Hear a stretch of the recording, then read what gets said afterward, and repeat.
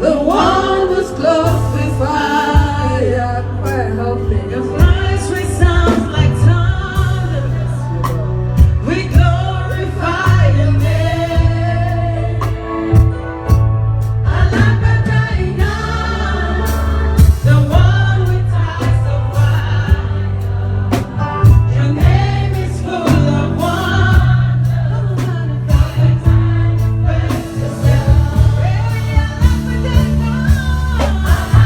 Alabadaina, the one who's glorified.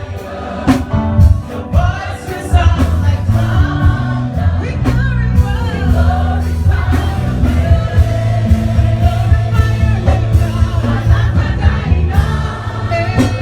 The one with eyes of fire. Your name is full of wonder. Father, you are the Alabadaino, the God who is clothed with fire, whose eyes are like fire. We exalt you, Father. You are the King of Kings, the Lord of Lords. The I am that I am, the Rose of Sharon, the Lily of the Valley, the Lion of the tribe of Judah, the Kiniu Judah, the Ancient of Days. Yes, Lord, we worship you, for there is none like you. You are the Alabadaino, the one whose eyes are like fire, who is clothed like fire, who is clothed with fire. The Onisha Yanu, the God of awesome wonders. There is none like you. Yoba Wamba, Yoba Tobiju, the King of Kings, the Lord of Lords, the I am that I am, the soon and coming King. Lord, we worship you, the beginning and the end, the Alpha and the Omega, the seat in the heavens, the earth is your footstool. You are Jehovah Rapha, Jehovah Shalom, Jehovah Nisi, Jehovah Rohi, our shepherd, Jehovah Sabaoth, the Lord who fights our battles, the one who has never lost a battle. We give you praise, Lord. We give you glory because you know the end from the beginning. Father, we worship you. Lord, we exalt you. Take all the glory this morning and have your way in our midst. In Jesus' name, we are worshiping.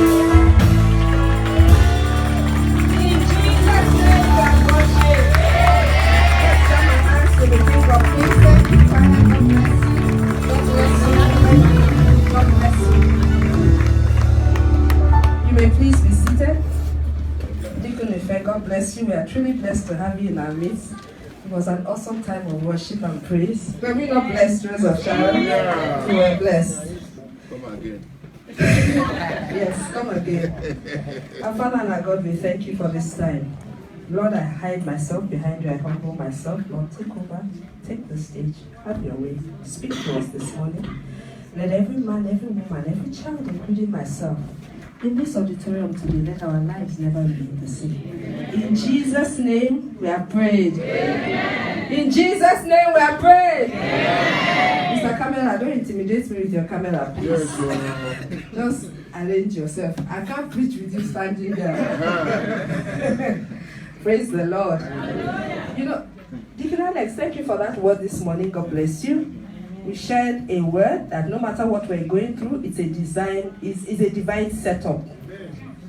And last week, do we remember what the man of God shared on at the first service? He talked about thriving in adversity. Yes. And you know why these two minister to me? When God is speaking in a certain vein, it tells us that he knows whatever you and I are going through. Last week, he talked about thriving in adversity. This morning, Deacon Alex talked to us about no matter what we're going through, it's a setup. God will work everything out for our good. You people sound like Amen. I think you should go back to your house. You can't be sounding like Opa. This morning, the Lord has given us a word. It's titled, Fear Not. Amen. Fear not. Fear not. Rose of Sharon, tell your neighbor, fear not. So what is fear? Fear can be described as painful agitation caused by the anticipation of danger. No.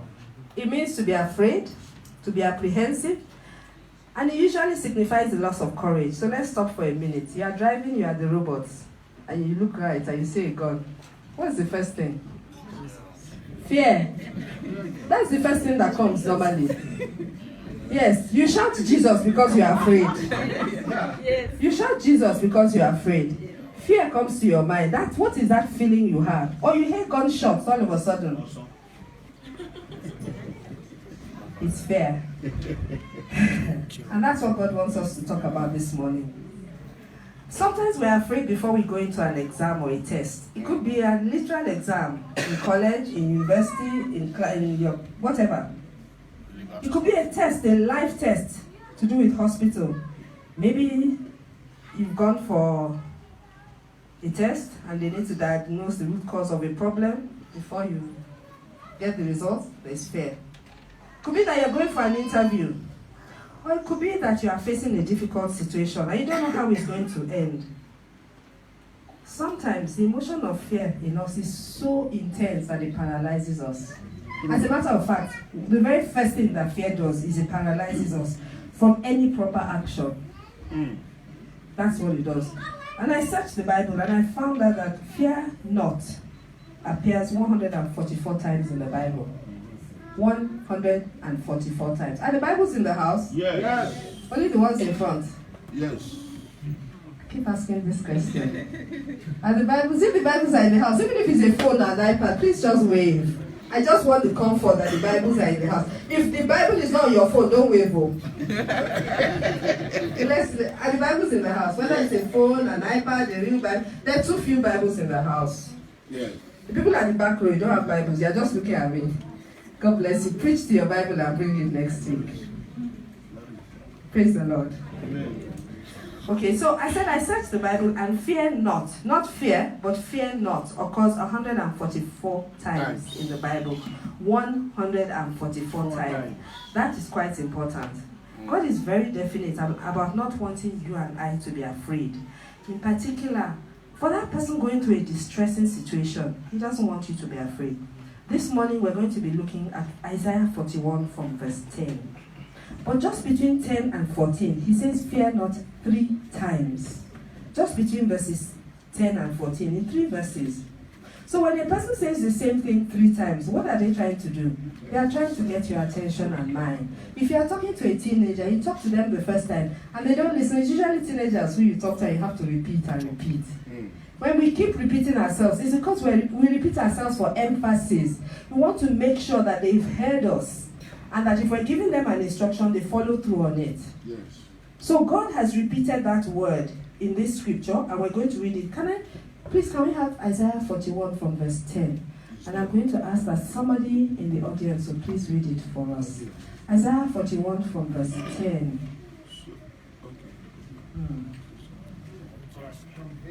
Thank you. Please give our brother the microphone. 10 to 14. Thank you. Thank you, sir. God bless you.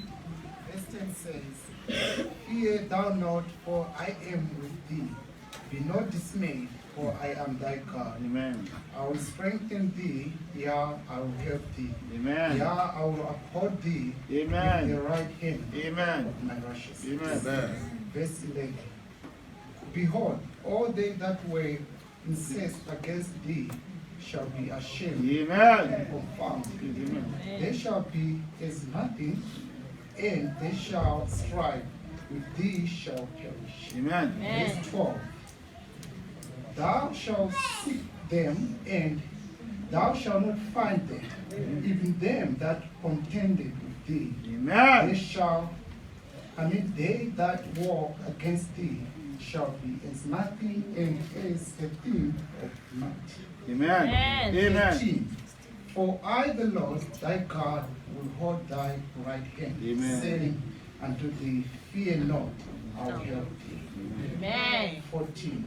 Fear not, thou womb Jacob, and Limen of Israel. Thank you. God bless you. What version is that? Okay. Thank you. God bless you. I'm going to go through it one more time for emphasis. And I'm going to read it in the Amplified version. It's mainly the same thing that our brother read, but just a different version. Fear not, from verse 10. Fear not, there is nothing to fear, for I am with you.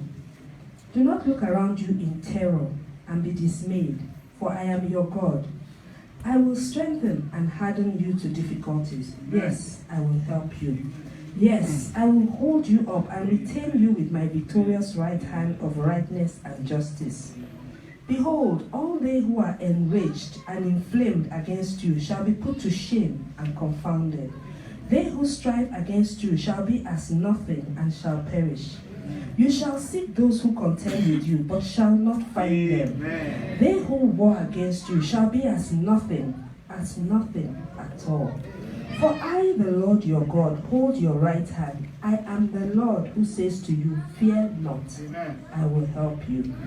Fear not, Rose of Sharon, I will help you, says the Lord, your Redeemer, is the Holy One of Israel. This morning, the title for the sermon is Fear Not. Please tell your neighbor, fear not.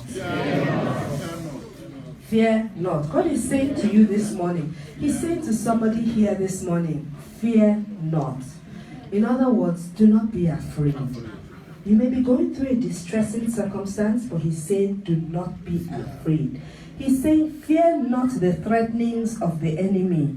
Do not doubt God's promise to you. Fear not. Do not think that you will perish in the affliction or in that adversity, or that the promise of your deliverance will not come. Fear not is what the Lord is saying. Fear not. Verse 10. Fear not, for I am with you. Be not dismayed, I am your God. I will strengthen you. Yes, I will help you.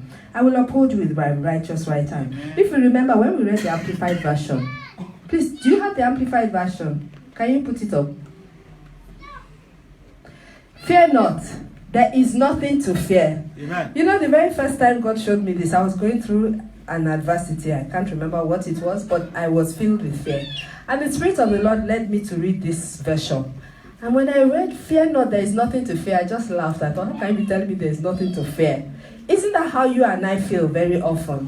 When God tells us fear not, it is because there is something to be afraid of for you and I. But for God, He's saying there is nothing to be afraid of.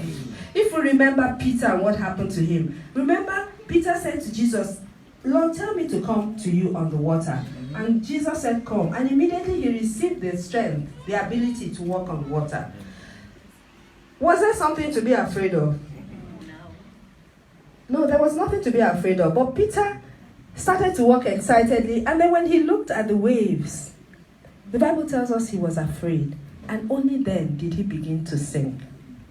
So this morning the Lord is saying to somebody that's walking on water and there's lots of storms around you, the Lord is saying, fear not. Amen. There is nothing to be afraid of. Why is the next question you would ask? Because if you look at it, if it's just you and I, there's a lot to be afraid of. Yes. Whatever the situation is, perhaps it's your health, perhaps it's your bills, perhaps it's your job, perhaps it's whatever it is. For you and I, as human beings, if it was just us in that circumstance, there's a lot to be afraid of. Perhaps it's something you've been praying about. You can't just make it out. But God is saying to you today, fear not. There is nothing to be afraid of. And the question you will ask Him is, but why, Lord? His answer is, because I am with you. Amen. So His word to somebody today is, the reason why I'm saying do not be afraid is because I am with you. He goes on to say, do not look around you in terror and be dismayed. Because He knows that when you look around you, when you look at the circumstances, what will happen? Fear will overcome you again. He knows that those circumstances are circumstances that cause fear. So He's saying to you, my daughter, my son, I am with you. Amen. Because I am with you, you do not have reason to be afraid. Amen. Do not look around you in terror and dismay. He goes on to say, I will strengthen you and harden you to difficulties. Yes, I will help you. Amen. I hear someone saying in the eyes of my spirit, someone is saying, but Lord, are you really saying I will help you? He's saying, yes, I will help you. Amen. I will help you, Rose of Sharon. I will hold you up and retain you with my victorious right hand of righteousness. For somebody here who is wondering, who has been wondering, will God really help me? He says to tell you, I know the plans that I have for you. They are plans to prosper you and not to harm you. Jeremiah 29:11. Plans to give you hope and a future. But for as long as you keep looking at the circumstance around you, for as long as you keep looking at those challenging situations, that adverse situation, you'll be afraid. But his word to you this morning is, do not be afraid.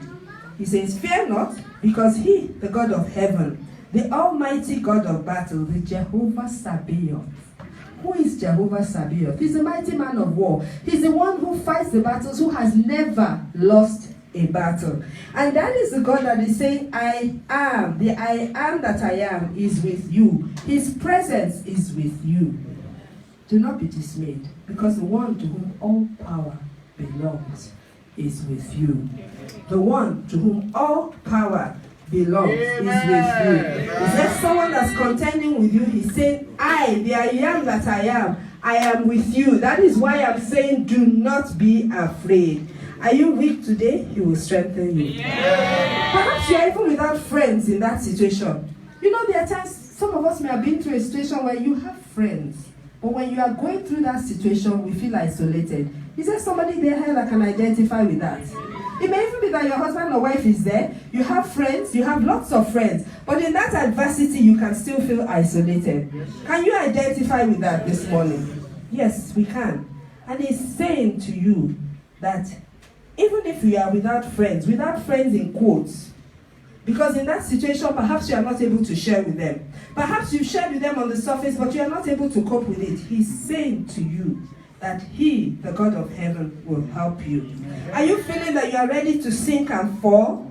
He will uphold you with his righteous right hand. Amen. He will uphold you with his righteous right hand. Perhaps you are feeling that you are at the top of a building and it's like you're about to fall. You are feeling, that is how you are feeling in the situation, like you're about to fall. He's saying that I will uphold you with my righteous right hand. Verse 11 went on to say, behold, all those who were incensed against you shall be ashamed and disgraced. Amen. They shall be as nothing. Amen. And those who strive with you shall perish. Amen. You know, there are times when you don't do something to someone. There are times when you meet a person and they just hate you. Yes. Can we identify with that? There are times when some people may hate you just because you're a child of God. Yes. It's possible. Some may hate you just because you refuse to compromise your standards. Whatever is the reason, he's saying here, behold, all those who were incensed against you shall be ashamed and disgraced. But what does it mean? It means that there will come times in our lives when people will hate us. There will come times, because he didn't say perhaps, he says, behold, all those who were incensed.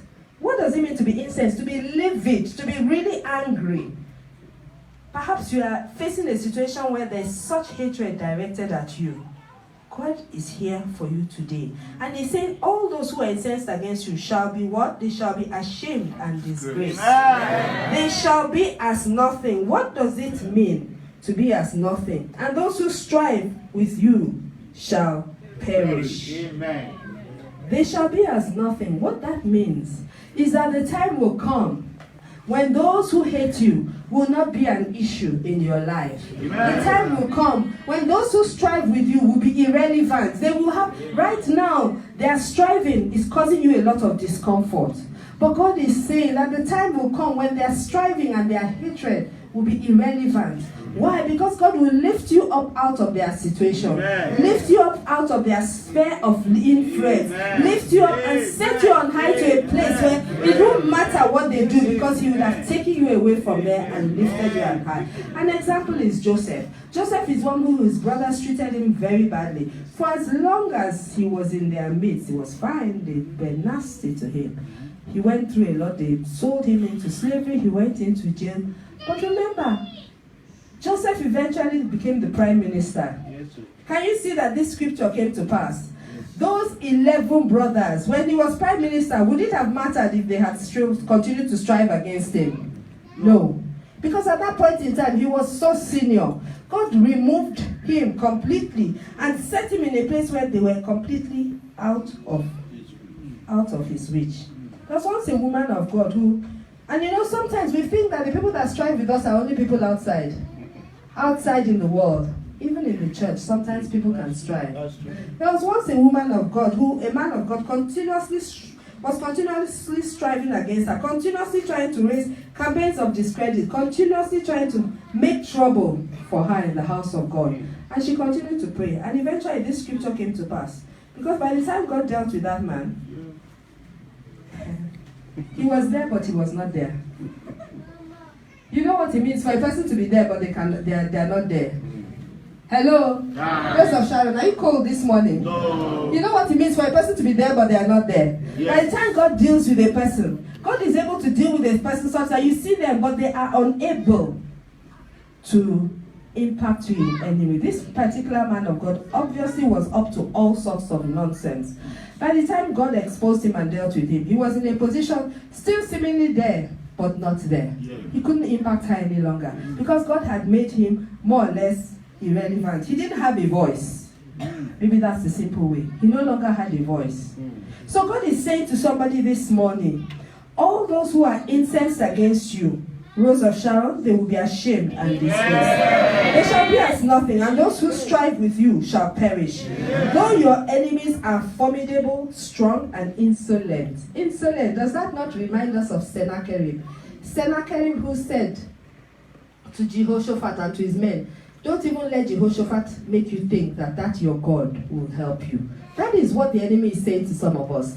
Sennacherib was insolent, but at the end of the day, God dealt with Sennacherib. Today, that's not the story. If you don't know the story, you can go and read it. So though your enemies are formidable, strong, and insolent, though they keep picking quarrels with you for no reason, though they hate you and continue to seek your ruin for no reason, do not strive with them. Amen. That is so important. Do not strive with them. Don't go and meet them tomorrow and say, yes, my pastor has said that he will deal with you. Do not strive. Even if a person is speaking a quarrel with you unnecessarily, what do? We hold our peace. Do not strive with them. Wait for God, because they will surely be confounded. Amen. Why? Because God will fight for you. But when you and I take the battle in our hands, and that is what we do when we try to start to fight back. If a person deals with us in a certain way and we try to be insolent back and whatever it is, we've taken the battle from God and he can't fight that battle. Verse 12 says, you shall seek them and not find them. Those who contended with you, those who war against you, shall be as nothing. As a non-existent thing. For I, the Lord, will hold your right hand, saying, fear not. The second, fear not. So he's saying to you that you will look for those enemies, but you will not find them. They will become non-existent. Amen. Why? Because God will arise and deal with them. Amen. Amen. But there's a condition here. You know, there are always conditions. There are always conditions with God. If you and I are walking in iniquity and we are facing the punishment of our iniquity, can we expect God to fight for us? No, when he fights, then it's going to be that he's going to clap us. But that will not be your portion. We will not walk in righteousness. So verse 14 goes on. Fear not, you warm Jacob, you men of Israel. I will help you, says the Lord, and your Redeemer, the Holy One of Israel. And behold, I will make you into a new threshing sledge with sharp teeth.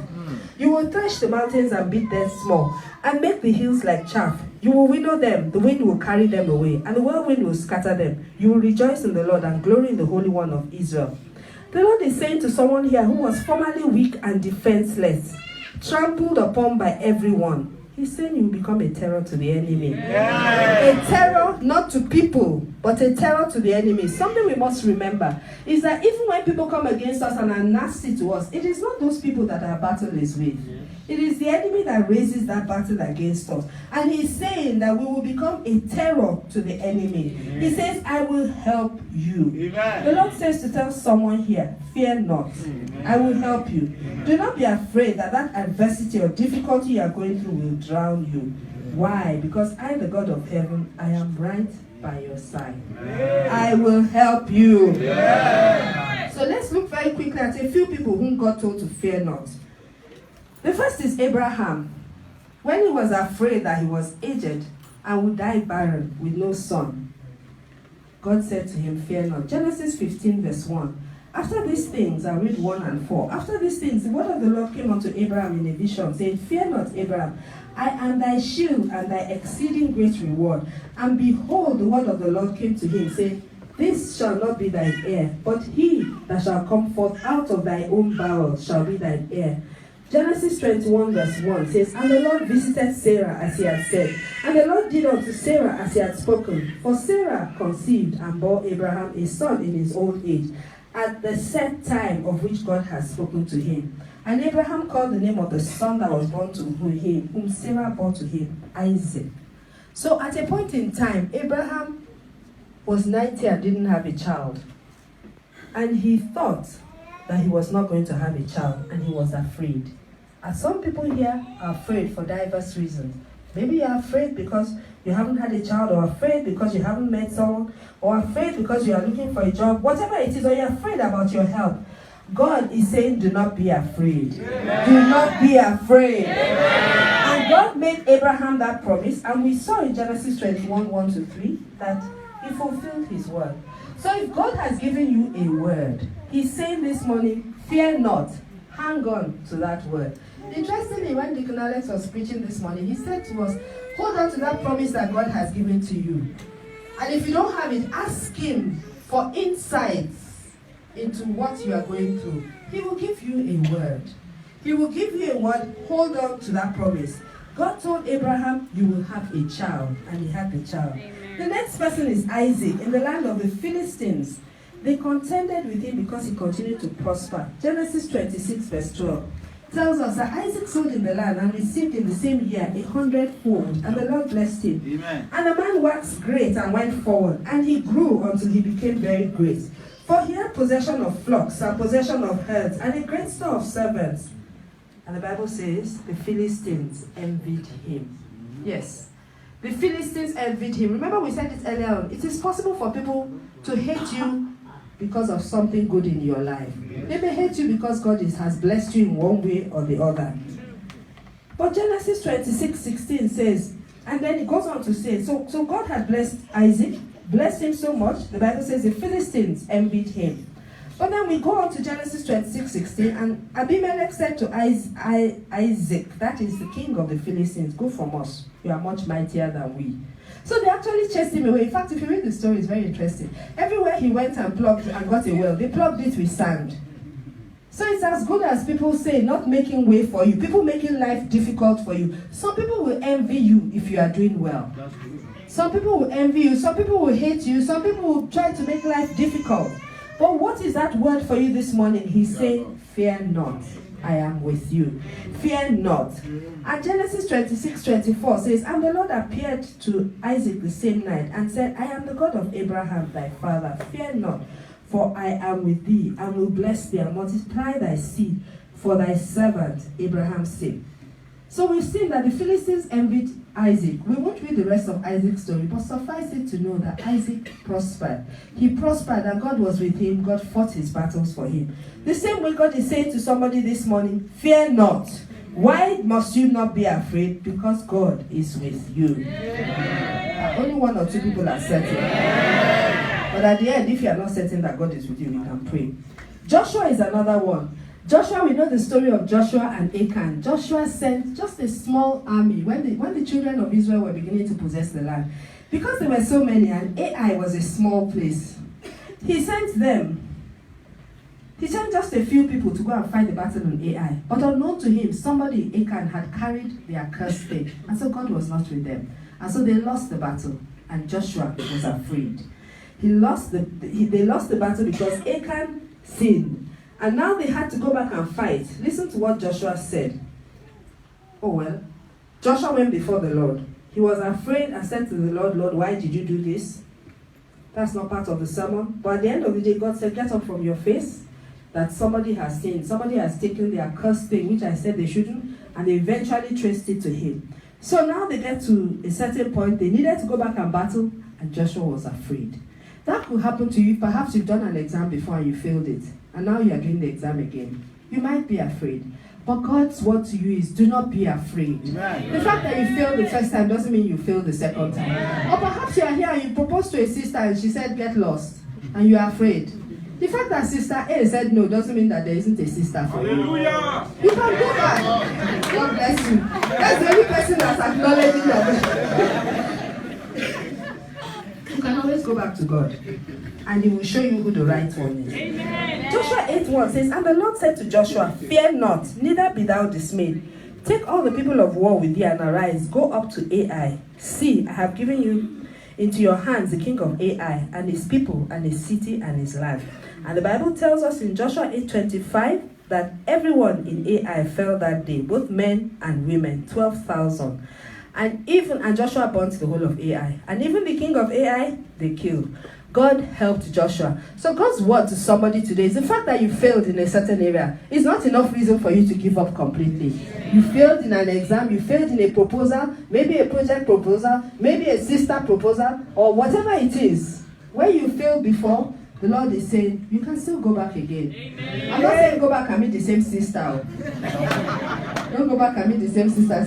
Pastor said if I feel like I come back. No, don't go back and meet the same sister if you fail. But it's not a big deal. You can go back to the Lord and He will show you what to do. You failed before in whatever area it is. God is saying to you, I am with you.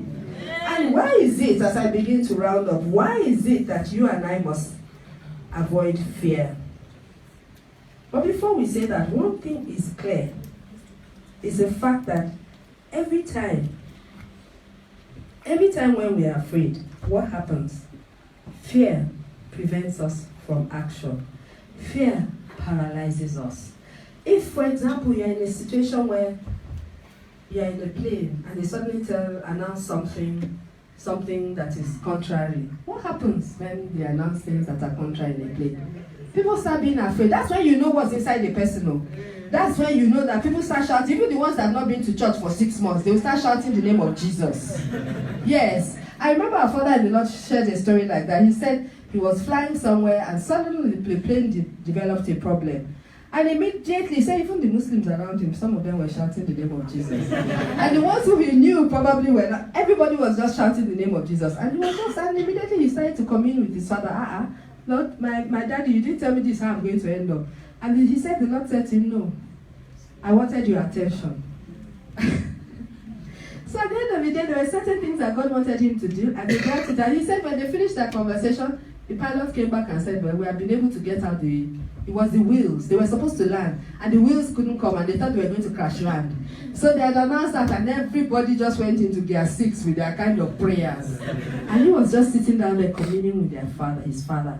But why could he do that? He could do that because he had a relationship with the Father. He had a relationship, but the other people there were in another level, screaming and shouting and doing whatever it is. So the question I want us to begin to ask ourselves is, okay, we said he's saying fear not, but it's not everybody he's saying fear not to. He's saying fear not to you if you know him already. He's saying fear not to him if you have a personal relationship with him. He's saying fear not to him. He's saying fear not to you if you have a walk with him. If you've accepted him as Lord and Savior, then the word to you this morning is fear not. His word to such a person, no matter how threatening that situation is fear not. If God is with you, he will strengthen you. He will help you. He will contend with your enemies. He will give you victory. You may not know how long that adversity, that challenge may take, but for as long as God is with you, you know that there is an end. It shall come to pass. And he will give you victory. God's word to somebody this morning is John 14:27. My peace I leave with you. My own peace I now give and bequeath to you. Not as the world gives do I give to you. Do not let your heart be troubled. But somebody here, you are troubled over whatever the situation is. The Lord said to tell you, he's emphasizing that point.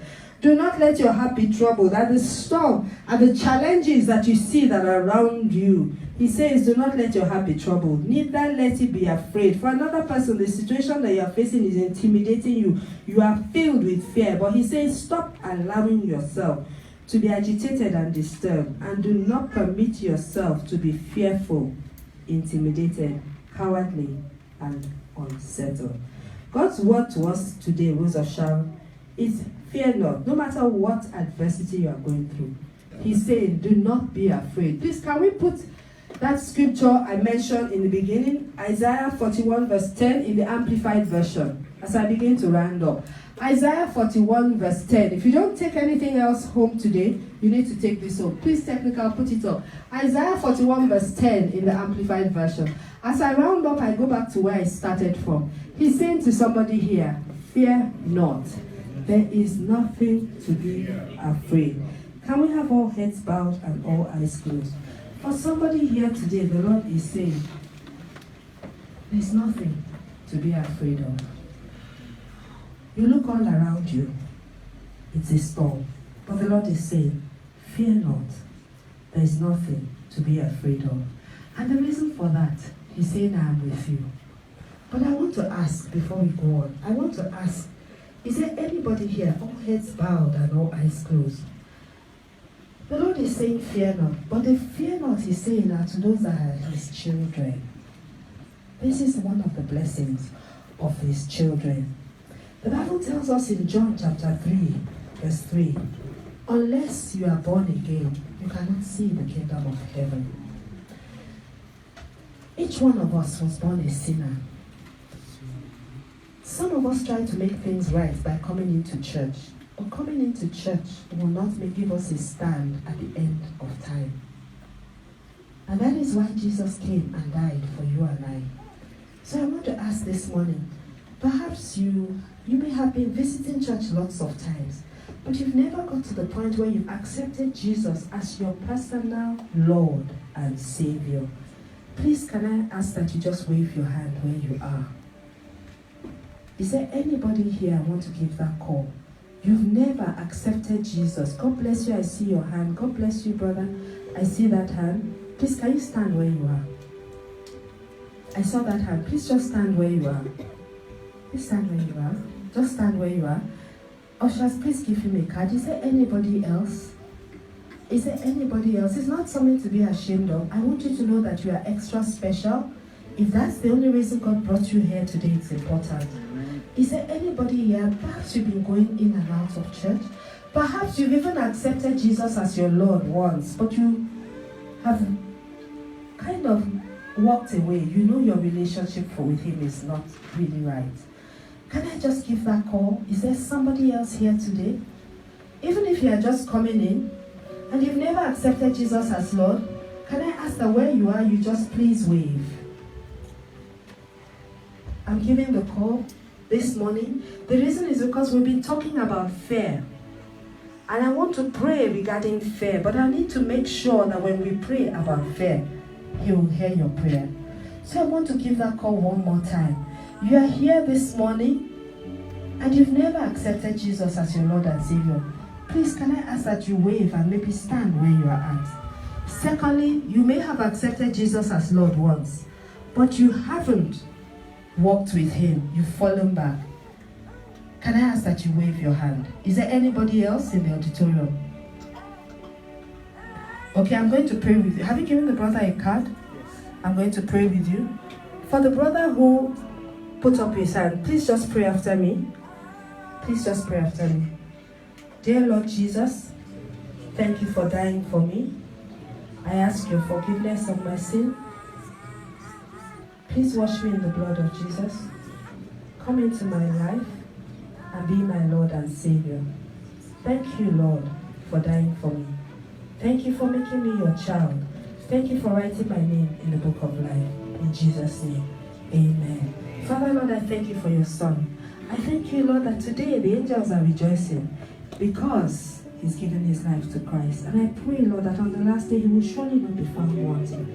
Father, Lord, and I pray specially for him. If there are situations that are causing him fear, Lord, I pray that you will intervene. Thank you, Father, in Jesus' name. Amen. Now I want to give one more call. This morning the Lord is saying, fear not.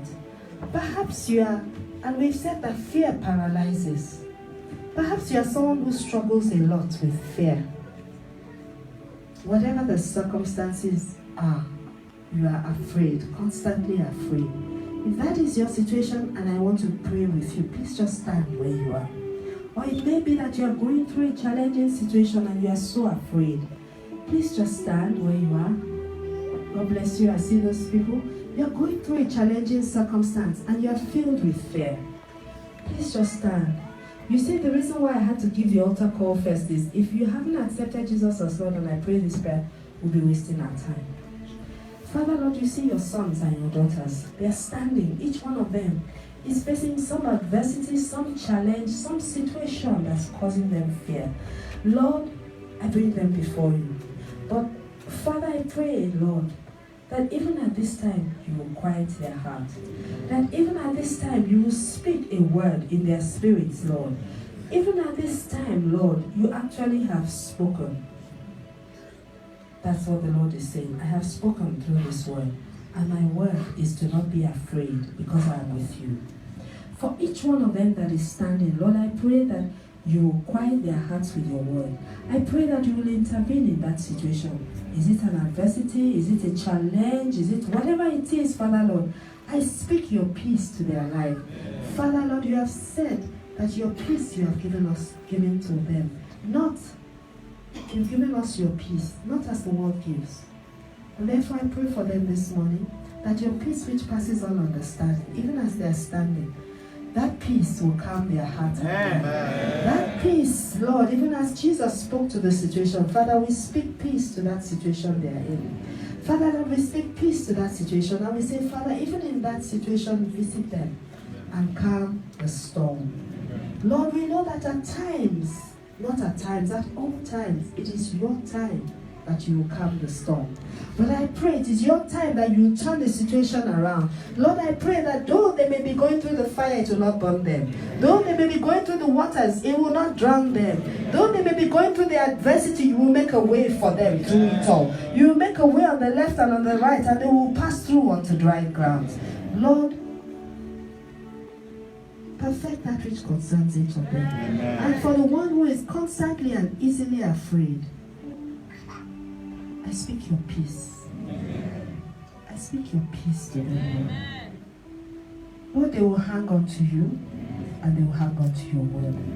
Father, we thank you. Thank you, Lord, because as you came through for Abraham, as you came through for Isaac, as you came through for the patriarchs of old, you will come through for each one that is standing here this morning, crying out to you and say, Lord, help me because I'm afraid. Lord, I take authority over every spirit of fear that has paralyzed some in this place. Lord, we uproot it from their lives in the name of Jesus. And we speak boldness, we speak courage, we speak confidence to their lives. We say whenever they are faced with that situation, Father, they will not face it like they did again, but they will face it with courage. They will face it with confidence because today you've spoken a word to their lives. They will know that you are with them. Thank you, Father. In Jesus' name we are praying. In Jesus' name we are praying.